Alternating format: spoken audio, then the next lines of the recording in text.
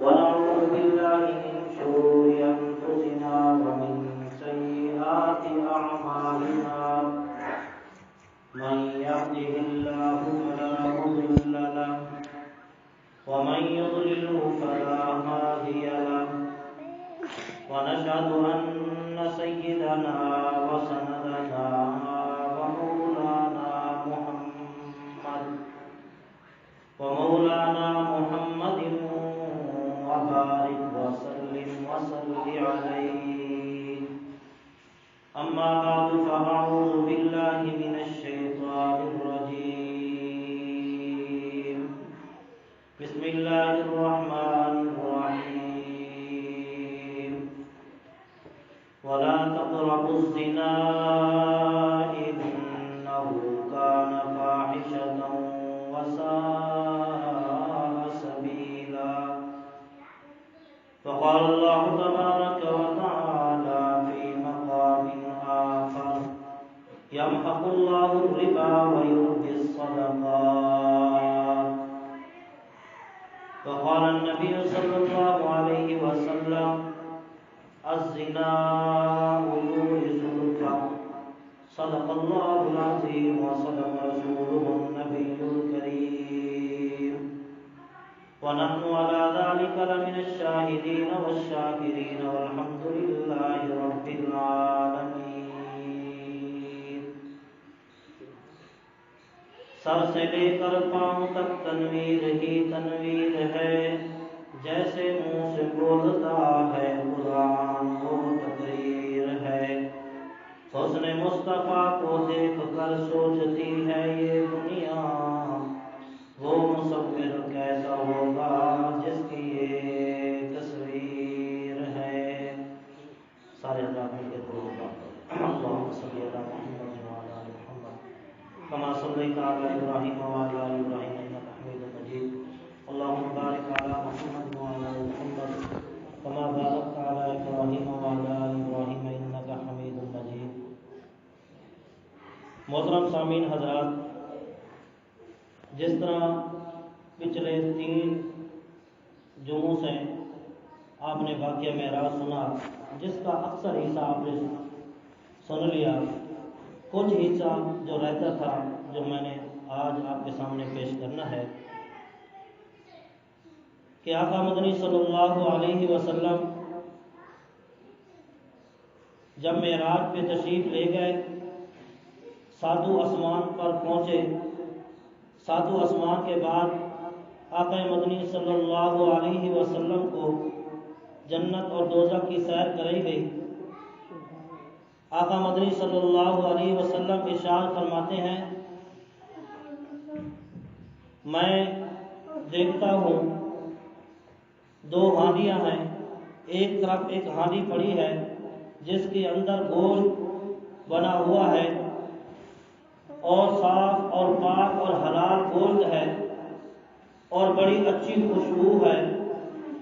فرمایا کہ دوسری طرف میں دیکھتا ہوں دوسری ہانڈی کو، اس کے اندر گلا سڑا بدبودار گوشت ہے.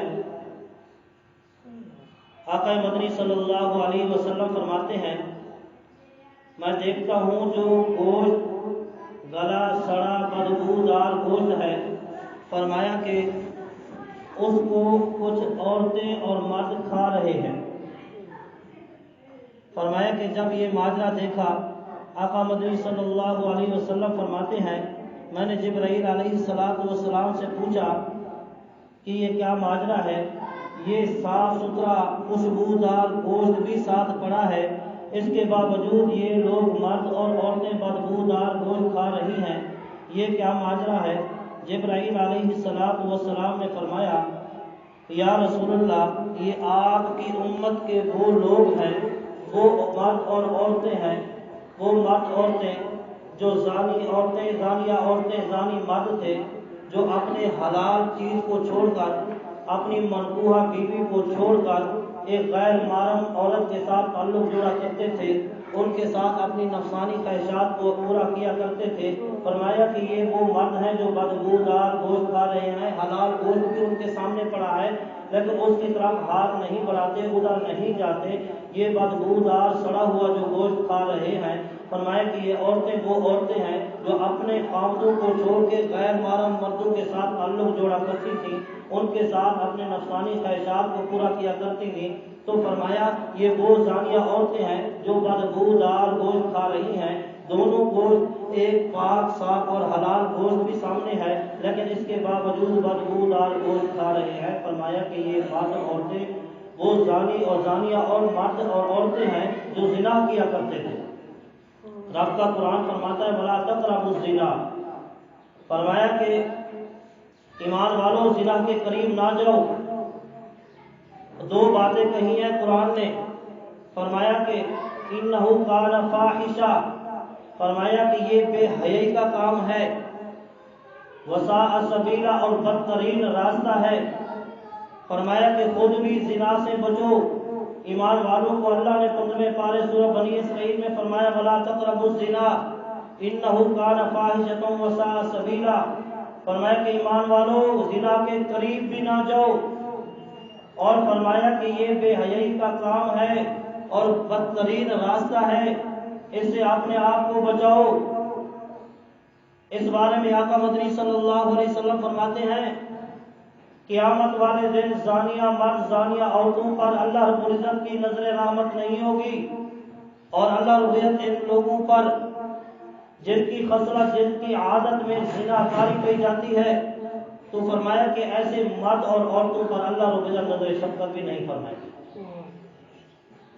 اور آقا مدنی صلی اللہ علیہ وسلم نے فرمایا الزنا یورث الفقر، فرمایا کہ زنا ایسی چیز ہے، اس کی ایسی نحوست ہے، فرمایا کہ اللہ رب العزت اس زنا کی نحوست سے جس قوم میں یہ عادت پڑ جاتی ہے تو فرمایا کہ ان پر تنگی آ جاتی ہے، اور فرمایا کہ جن میں یہ عادت ہو ان پر فقر آ جاتا ہے، فرمایا مہنگائی ہو جاتی ہے، اور اللہ رب العزت ان پر بھوک اور پیاس کو مسلط کر دیتے ہیں، اور فرمایا کہ اتنی بھوک اور پیاس تنگی اور فقر آ جاتا ہے، فرمایا کہ بھوکے بھوکے مر جاتے ہیں۔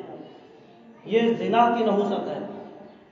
تو اس لیے آقا مدنی صلی اللہ علیہ وسلم نے فرمایا کہ جب میں نے دیکھا تو ان کو سزا مل رہی تھی تو میں نے پوچھا تو یہی جواب ملا، یہ وہی یا رسول اللہ آپ کی امت کے لوگ ہیں جو زنا کیا کرتے تھے، یہ وہی بدبودار گوشت کھا رہے ہیں۔ آقا مدنی صلی اللہ علیہ وسلم فرماتے ہیں پھر میں آگے چلا، دوزخ کی سیر ہو رہی ہے، فرمایا کہ میں دیکھتا ہوں ایسے لوگوں کو جن کے ناخن تانبے کے ہیں، تانبے کے ناخن ہیں، جب میں نے دیکھا وہ ناخنوں کے ذریعے اپنے چہروں کو نچوڑ رہے ہیں، اور میں نے پوچھا جبرائیل یہ کون لوگ ہیں؟ فرمایا آقا مدنی صلی اللہ علیہ وسلم یہ آپ کی امت کے وہ لوگ ہیں جو غیبت کیا کرتے تھے، اپنے بھائیوں کا گوشت کھایا کرتے تھے، جس کے بارے میں آقا مدنی صلی اللہ علیہ وسلم نے فرمایا الغیبت اشد من الزنا، فرمایا کہ غیبت زنا سے بھی زیادہ سخت ہے۔ آج تو مزہ آتا ہے ایک دوسرے کا گلہ سننے کے لیے، ایک دوسرے کی غیبت سننے کے لیے، فرمایا کہ یہ کیا ہے، یہ دین سے دوری ہے۔ ہمیں پتہ نہیں کہ غیبت کا گناہ کتنا بہت بڑا گناہ ہے۔ فرمایا کہ ان کے تانبے کے ناخن ہیں، یہ اپنے منہ کو نچوڑ رہے ہیں، یہ وہ لوگ ہیں جو غیبت کیا کرتے تھے۔ آقا مدنی صلی اللہ علیہ وسلم فرماتے ہیں پھر آگے ہوا، سفر شروع کیا، دیکھتا ہوں ایسے لوگوں کو جن کے ہونٹ کینچیوں سے کاٹے جا رہے ہیں، ان کی زبانیں کینچیوں سے کاٹی جا رہی ہیں۔ آقا مدنی صلی اللہ علیہ وسلم فرماتے ہیں میں دیکھ کر حیران ہو گیا۔ میں نے جبرائیل علیہ السلام سے پوچھا کہ جبرائیل یہ کون لوگ ہیں؟ جبرائیل علیہ السلام نے فرمایا کہ یا رسول اللہ یہ وہ لوگ ہیں جو لوگوں کو تو نیکی کا حکم کرتے تھے اور خود بھول جاتے تھے۔ فرمایا کہ کون لوگ ہیں؟ یہ بے عمل علماء ہیں جو لوگوں کو تو بڑی بنا ٹھنا کے باتیں کیا کرتے تھے، اور اتأمرون بالبر وتنسون انفسکم، فرمایا کہ اتأمرون الناس، فرمایا کہ لوگوں کو تو نیکی کا حکم کرتے تھے کہ یہ کام کر لو جنت میں جاؤ گے، یہ کام کر لو جنت میں جاؤ گے، فرمایا کہ وتنسون انفسکم، رب کا قرآن فرماتا ہے یہ خود بھول جاتے تھے، خود نہیں کرتے تھے۔ یہ وہ لوگ ہیں فرمایا کہ ان کی زبانیں بھی کاٹی جا رہی ہیں، ان کے ہونٹ بھی کاٹے جا رہے ہیں۔ آقا مدنی صلی اللہ علیہ وسلم فرماتے ہیں، سفر جاری ہے، فرمایا کہ پھر دیکھتا ہوں ایسے لوگوں کو جن کے پیٹ، حدیث کے الفاظ ہے کالبیوت، فرمایا کہ مثل کمروں کے ہیں، گھروں کے ہیں، بڑے بڑے ان کے پیٹ ہیں۔ فرمایا کہ جب میں نے دیکھا میں حیران ہو گیا، یہ کون لوگ ہیں؟ جبرائیل علیہ السلام سے پوچھا یہ کون لوگ ہیں؟ جواب ملا یا رسول اللہ آپ کی امت کے وہ لوگ ہیں جو سود کھایا کرتے تھے۔ آقا مدنی صلی اللہ علیہ وسلم فرماتے ہیں جب میں نے دیکھا ان کے اتنے بڑے بڑے پیٹوں کو تو ان کے پیٹوں کے اندر میں نے اپنی آنکھوں سے دیکھا، فرمایا کہ سانپ اور بچھو بھاگ رہے تھے، سانپ اور بچھو بھاگ رہے تھے اور بچھو چل رہے تھے۔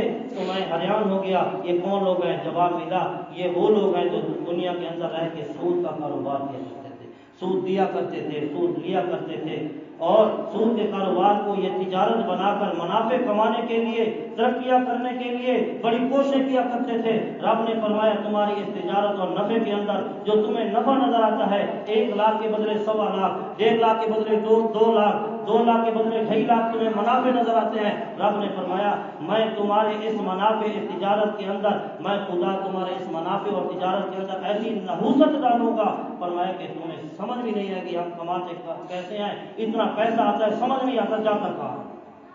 فرمایا یمحق اللہ الربا ویربی الصدقات، فرمایا کہ رب تعالیٰ سود کو مٹاتا ہے، سود کو مٹاتا ہے، سود کو مٹاتا ہے، اور اس میں ایسی بے بختی اور نحوست ڈال دیتا ہے، ایسی نحوست ڈال دیتا ہے کہ انسان کو سمجھ نہیں آتی کہ میں نے کتنا کمایا اور اتنا اکٹھا کیا پتہ نہیں کہاں گیا۔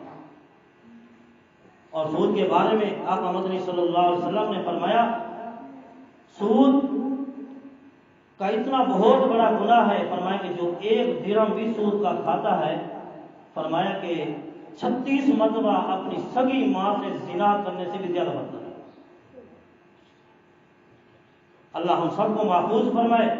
اس کو تو آج کوئی گناہ نہیں سمجھا جاتا۔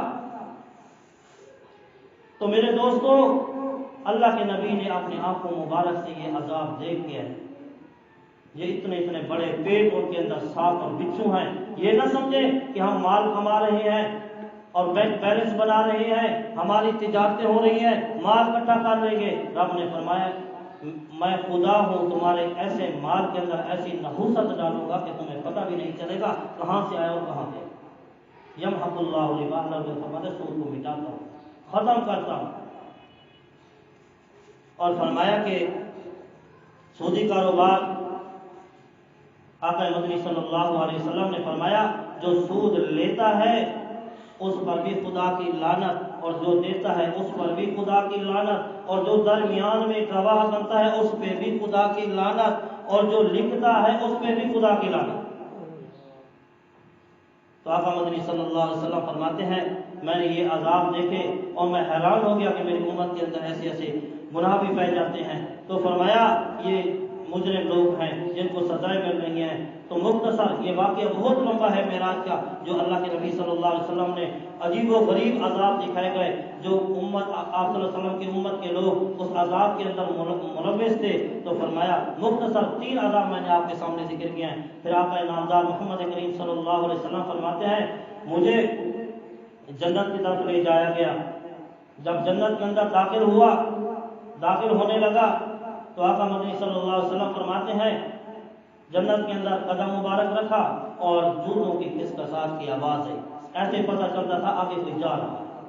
میں نے جبرائیل سے یہ کہا کہ جبرائیل اللہ نے تو میرے سے وعدہ کیا ہے کہ اے میرے محبوب سب سے پہلے آپ جنت میں داخل ہوں گے، تو یہ میرے سے پہلے کون جا رہا ہے، آواز آ رہی ہے۔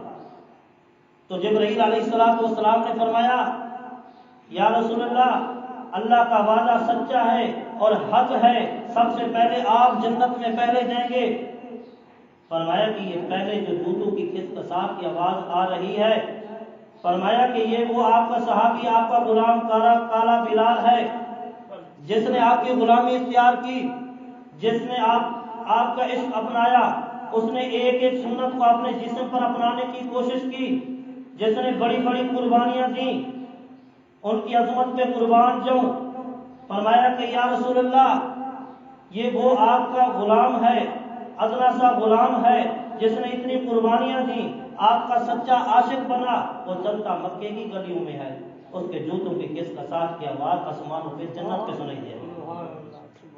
فرمایا یہ عاشق رسول تھے جنہوں نے سچی محبت کی۔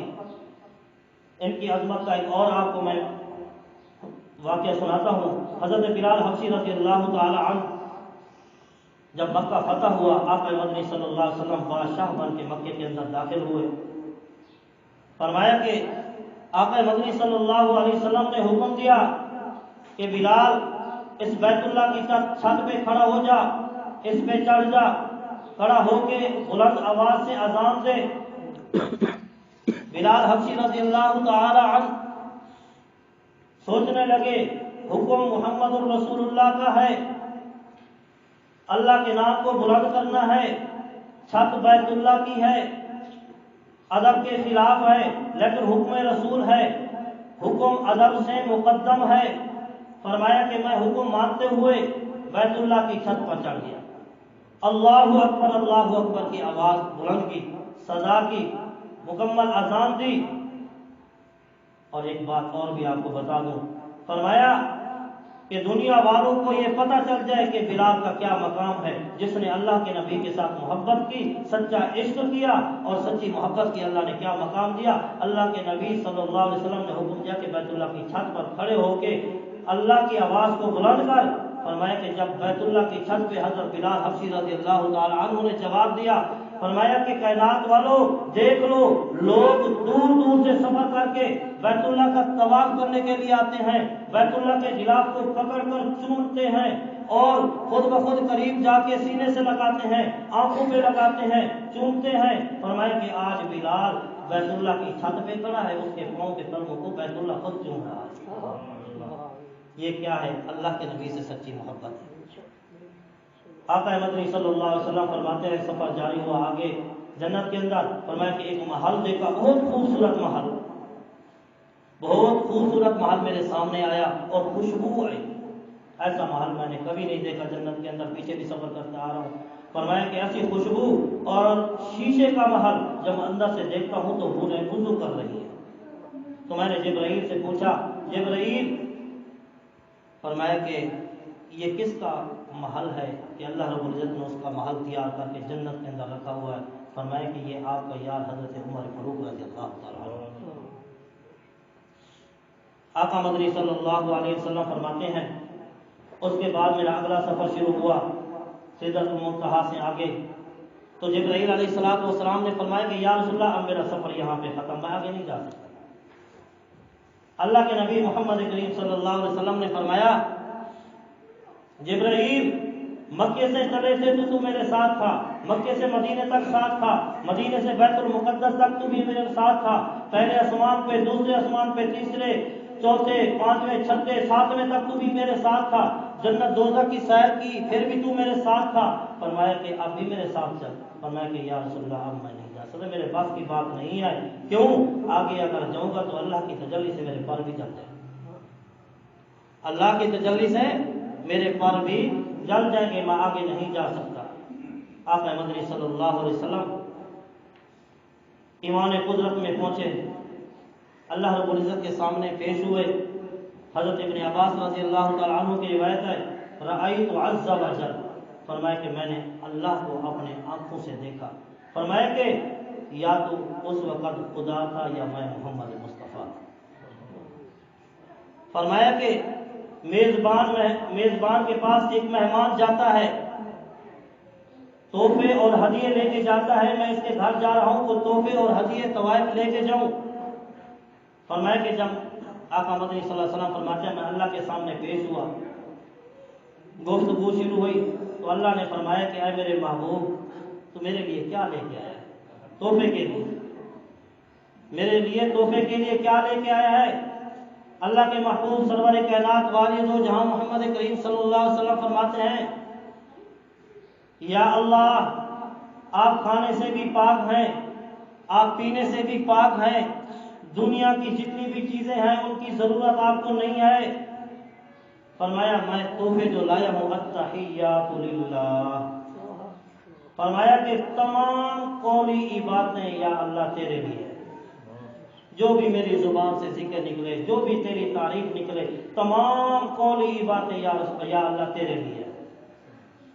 التحیات للہ والصلوات، فرمایا کہ میری تمام بدنی جسمانی عبادتیں، راتوں کو اٹھ کر تہجد پڑھنا، نوافل ادا کرنا، جو کچھ بھی میں پڑھتا رہا ہوں یا اللہ یہ بھی تیرے لیے۔ فرمایا کہ یا اللہ والطیبات، فرمایا کہ تمام مالی عبادتیں بھی یا اللہ تیرے لیے۔ تو اللہ نے فرمایا کہ اے میرے محبوب تو نے میرے لیے اتنے تحفے دے دیے ہیں، قولی، بدنی، مالی، ساری عبادتیں اللہ کے لیے، تو میرے سے بھی تحفے لے لیں۔